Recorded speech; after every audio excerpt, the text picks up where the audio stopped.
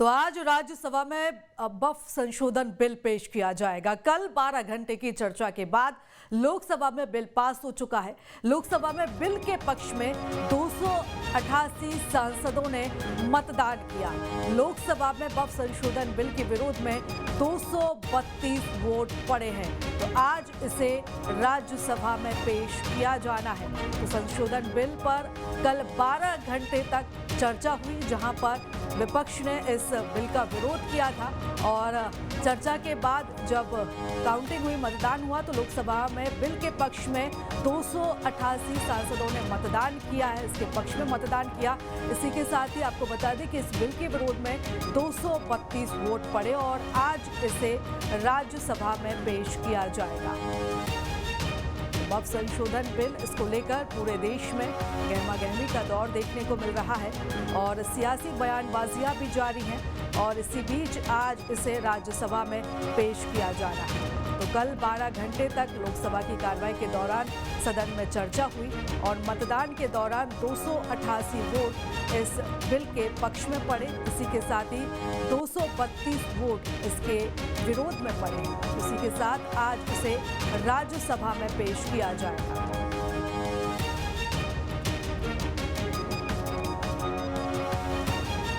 चलिए इस खबर पर ज्यादा जानकारी ले लेते हैं। हमारे सहयोगी अतुल हमारे साथ भोपाल से जुड़ चुके हैं। अतुल, अगर इस बिल की बात करें तो यहाँ पर दो धड़ हमें नजर आए। एक धड़ वो था जो उसका समर्थन कर रहा था, एक धड़ वो था जो उसका विरोध कर रहा था।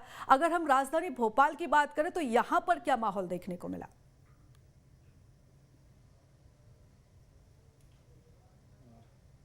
देखिए, यहाँ पे भी अमूमन यही स्थिति देखने को मिली। कल जिस तरीके से हमने देखा कि लोकसभा के अंदर वक्फ संशोधन बिल 2025 रखा गया, राजधानी भोपाल की स्थिति भी यही थी कि एक जो धड़ था वो लगातार इस बात का जिक्र कर रहा था कि इस संशोधन बिल के पक्ष में वो है, यानी बड़ी संख्या में मुस्लिम वर्ग की महिलाएं, बच्चे, बुजुर्ग, तमाम जो लोग थे, हाथ में फूल और प्रधानमंत्री नरेंद्र मोदी की तख्तियां लेके दिखाई दिए। देखिए, लेकिन इसका दूसरा पक्ष भी है। दूसरा पक्ष भी समझना होगा कि भोपाल के अंदर ही एक ऐसा भी वर्ग था जो इसका सीधे तौर पर विरोध कर रहा था। उनका स्पष्ट तौर पे ये कहना था कि अगर ये बिल पास होता है तो उसका सीधे तौर पे जो अल्पसंख्यक है उनके अधिकारों का हनन होगा और जिस तरीके से वक्फ की संपत्ति पे जो मुस्लिम वर्ग का अधिकार रहता है वो कहीं ना कहीं उनसे छीना जाएगा। बहरहाल इसको लेकर कल दिन भर भी जो है ऐसी स्थिति होती हुई दिखाई दी कि लगातार दो धड़ों के साथ साथ इस पूरे मुद्दे का सियासीकरण भी होता हुआ हमें दिखाई दिया। खास बात यह थी कि कांग्रेस और बीजेपी आमने सामने दिखाई दिए। कांग्रेस के तमाम जो नेता थे वो कहीं ना कहीं इस बात का जिक्र कर रहे थे कि मध्य प्रदेश सहित पूरे देश के अंदर इस बिल का विरोध हो रहा है और खासतौर पर हिटलरशाही का आरोप लगाते हुए दिखाई दिए। लेकिन इसके इतर दूसरी साइड देखें तो बीजेपी के नेता तमाम इस बिल का जो है फायदा क्या होने वाला है, किस प्रकार से मुस्लिम वर्ग को, एक बड़े तबके को इसका फायदा होगा, वो फायदा गिनाते हुए दिखाई दिए। लेकिन देखिए, समझना होगा, एक बड़ा तबका है जो अभी तक वक्फ संशोधन जो बिल आ रहा है उसको समझ नहीं पा रहा है।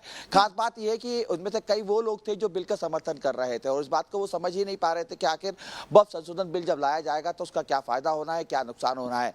हालांकि तमाम वो लोग लटरटाए जो है अपना बयान देते हुए नजर आए। उनका स्पष्ट तौर पर ये कह रहा था कि हम प्रधानमंत्री नरेंद्र मोदी का सपोर्ट कर रहे हैं, लेकिन सपोर्ट के बाद वक्फ में किस प्रकार से क्या संशोधन होना है उनके पास जानकारी नहीं थी। हालांकि ऐसी तस्वीर उनके पास भी थी जो इस वक्फ का, इसका संशोधन बिल का विरोध कर रहे थे। उनका भी ये कहना था कि हम इसका विरोध कर रहे हैं क्योंकि ये मुसलमानों के पक्ष में नहीं है। लेकिन संशोधन बिल के अंदर क्या रखा जा रहा है, किसके ऊपर चर्चा की जा रही है, किस चर्चा से क्या उनको नुकसान होना है, इस बात का इल्म उनको भी नहीं था। तो यानी कुल मिलाकर ये कह सकते हैं कि इस समय कहीं ना कहीं जो बिल जो रखा गया है लोकसभा के अंदर, उसके ऊपर चर्चा पूरे देश भर में चल रही है। लेकिन एक बड़ा ऐसा तबका है जिसके पास ये जानकारी ही नहीं है कि आखिर इसके बिल के अंदर संशोधन क्या किया जा रहा है और आखिर क्यों किया जा रहा है और उसके पीछे चर्चा की जा रही है। हालांकि देखिए, अब इसको राज्यसभा में ले जाया जाएगा। राज्यसभा में जिस तरीके से हम देख रहे हैं कि एनडीए के पास जो है बहुमत है, लगभग 223 वाली राज्यसभा के अंदर लगभग 125 जो सांसद है राज्यसभा के वो एनडीए गठबंधन के हैं। तो इस समय इस बात से इनकार नहीं किया जा सकता कि राज्यसभा में भी जब वोटिंग की जाएगी तो सीधे तौर पे जो है एनडीए के पाले में गेंद जाते हुए दिखाई देगी। हालांकि इसका इंतजार करना पड़ेगा क्योंकि जब वोटिंग होगी उसके बाद ही पूरी तस्वीर साफ होती हुई दिखाई देगी। लेकिन इसको लेकर एक नई बहस जरूर जन्म हो गई है, ले लिया गया है। पूरे देश के अंदर इसी प्रकार से बहस चल रही है। न केवल भोपाल की बात करें, मध्य प्रदेश के अलग अलग जिलों से, अलग अलग तहसीलों से इसी प्रकार की तस्वीरें सामने निकल के आई। हालांकि ईद का आम जनता से कुछ अलग तरह की तस्वीरें हमें कल देखने को मिली थी। बने रहिएगा अतुल आप हमारे साथ। विनोद शर्मा का मैं रुख करूंगी ग्वालियर से। विनोद, अगर ग्वालियर की बात करें तो वहां पर क्या कुछ माहौल है, सियासी माहौल क्या है और आम जनता की क्या कुछ प्रतिक्रिया?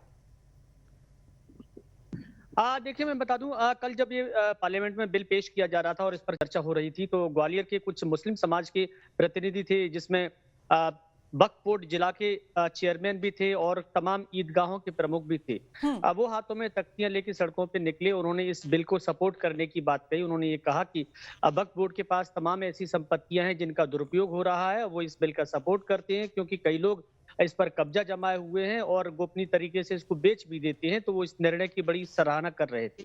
लेकिन जैसे शुरुआत में लग रहा था कि इसमें अलग अलग वर्ग के लोग शामिल किए जाएंगे, तो गृह मंत्री जी ने ये बात पार्लियामेंट में स्पष्ट कर दी है कि इसमें कोई भी गैर मुस्लिम नहीं होगा और ये सबके हितों का एक बिल है, जो न केवल संपत्ति का प्रबंधन करेगा, बल्कि इसके फैसले को कोर्ट में चुनौती भी दी जा सकती है। तो इससे मुस्लिम वर्ग जो नाराज दिखाई दे रहा था, वो काफी हद तक इससे संतुष्ट भी नजर आया। लेकिन एक अच्छी बात ये रही कि इस बिल के सपोर्ट में, जैसा कि कल ये लग रहा था कि जेडीयू और टीडीपी शायद उतना सपोर्ट न करें, लेकिन उन्होंने भी सपोर्ट किया और बिल फाइनली ये पेश हो गया, लोकसभा में पारित हो गया। लेकिन मैं कुछ लोगों से बात कर लेता हूँ, इंटेलेक्चुअल क्लास के लोग हैं मेरे साथ। सर, मैं जानना चाह रहा हूँ, थोड़ा सा इधर आ जाइए।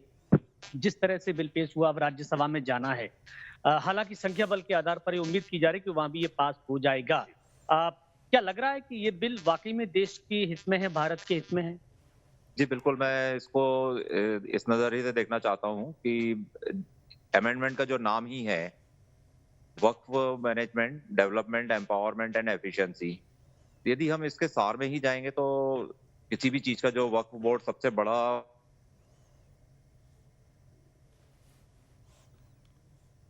तो विनोद से हम दोबारा संपर्क साधने की कोशिश करेंगे, लेकिन आपको बता दें कि यहाँ पर अलग अलग तस्वीरें अलग अलग शहरों से सामने आई हैं। मैं अंकुश शर्मा का रुख करूंगी, रायपुर से हमारे साथ जुड़े हैं।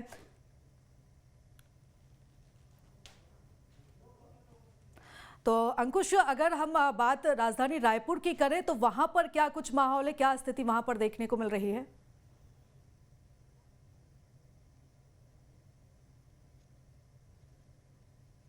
देखिए, लोकसभा में जिस तरीके से वक्फ संशोधन बिल लाया गया और बिल लंबी चर्चा के बाद पारित भी हो गया है, उस समय के अनुसार अगर देखें तो छत्तीसगढ़ में ऐसी कोई तस्वीर देखने को नहीं मिली है जहां पर इस संशोधन बिल का विरोध होता हुआ दिखाई दिया हो।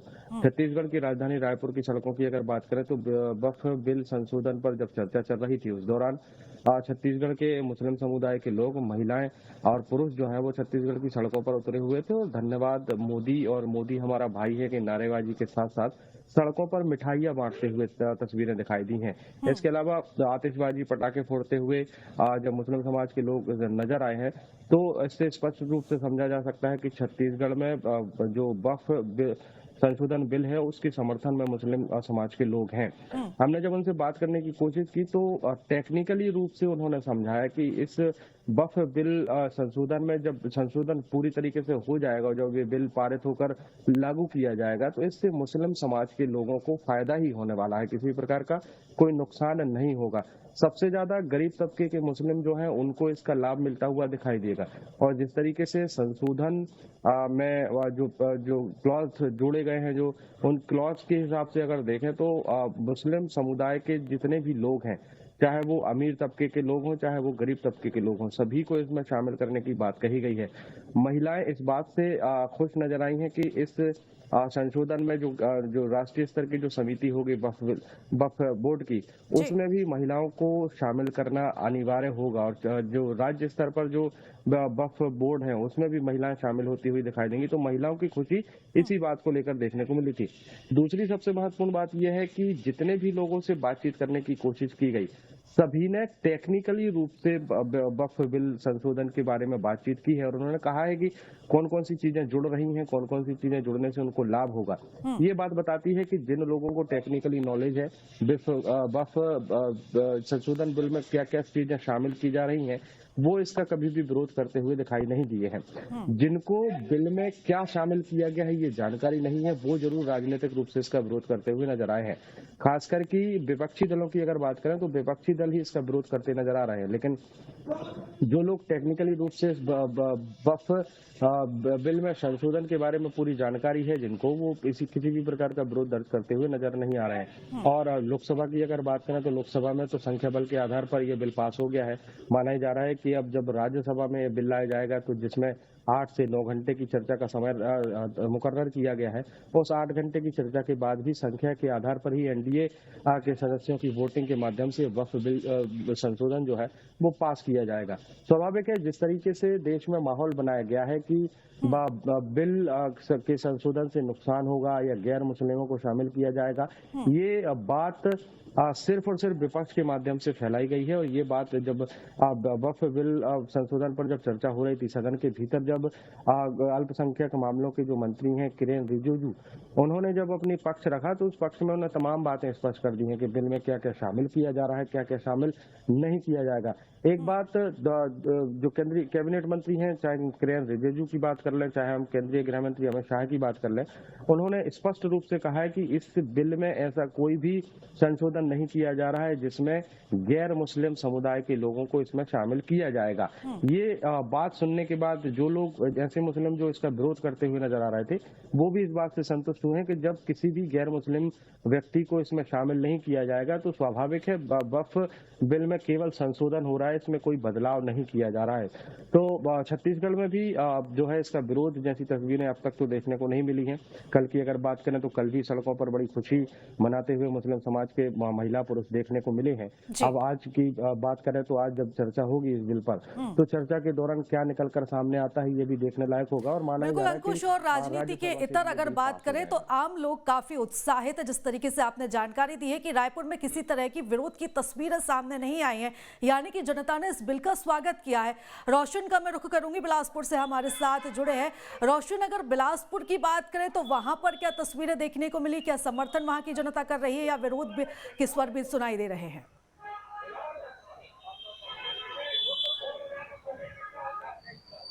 देखिए, बिलासपुर की जनता की अगर बात करें तो अगर वक्फ बोर्ड संशोधन बिल को लेकर अलग अलग जो लोगों की है वो तर्क निकलकर सामने आ रहे हैं। हालांकि यहाँ भी विरोध प्रदर्शन जैसी स्थिति देखने को नहीं मिली है और यहाँ के लोगों की भी अलग अलग तर्कें हैं। कुछ लोग भी यहाँ उपस्थित हैं जो लगातार इसको लेकर जो है वो चर्चा कर रहे थे और इस संबंध में ही बातचीत करते हैं कि आखिर क्या सोचते हैं इस संशोधन बिल को लेकर। ये वक्फ संशोधन बिल जो है वो राज्यसभा में पेश होने जा रहा है, क्या लगता है क्या होना चाहिए उसमें, और संशोधन जो बिल हो रहा है ये क्या किसके पक्ष में? मैं मुस्लिम समुदाय से आता हूं और हम लोग मानते हैं कि खुदा है और खुदा के बाद उसका फरिश्ता है। तो वाकई आज के तारीख में हम लोग के लिए फरिश्ता मोदी है, जो हमारे समाज के लिए इतना बड़ा काम किए कि वक्फ बोर्ड को ठीक कर दिए हैं।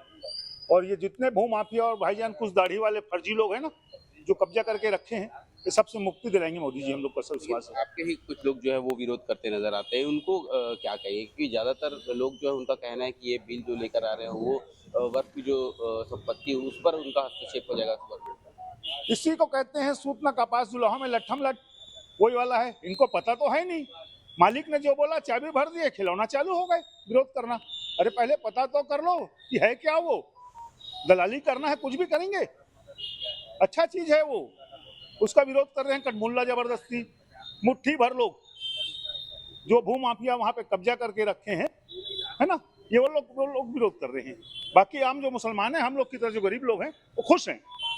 क्या कहेंगे राकेश जी, किस तरीके से देख रहे हैं? राज्यसभा में भी अपील पेश हो जाएगा, कल लोकसभा में पेश हो जाएगा। देखिए, बहुमत तो भारतीय जनता पार्टी के पास है और वो संशोधन बिल अपना पास करा लेंगे, लेकिन संसद में एक मत होना था, क्योंकि ये एक वक्फ का मतलब होता है दान, संपूर्ण दान, जिसमें किसी का अधिकार न रहे, और एक बहुत पवित्र चीज है। अब ठीक आज के समय में हमारी दिली इच्छा थी कि राजनीतिक दलों में एका और एक में सब लोगों को, जैसे कि आ रहा है कि जेपीसी की गठन हुआ, जेपीसी गठन में बातचीत हुई, लेकिन सहमति से करना था और बहुमत के आधार पे हुआ है। ये सर्वसम्मति से होना चाहिए था, ये हमारा, ताकि देश में एक अच्छा वातावरण बने। अलग अलग तस्वीरें निकलकर सामने आती है, कई जगहों पर देखा जाता है। बिल्कुल रोशन, बने रहिएगा आप हमारे साथ। मैं अतुल का रुख करूंगी। अतुल, जिस तरीके से हमने अलग अलग शहरों का जायजा लिया, वहां पर बातचीत की, चाहे छत्तीसगढ़ की बात करें चाहे मध्य प्रदेश की बात करें, तो यहाँ पर मुस्लिमों की अगर हम बात करें तो एक बड़ा तबका ऐसा है जो खुले तौर पर इसका समर्थन करता हुआ नजर आ रहा है।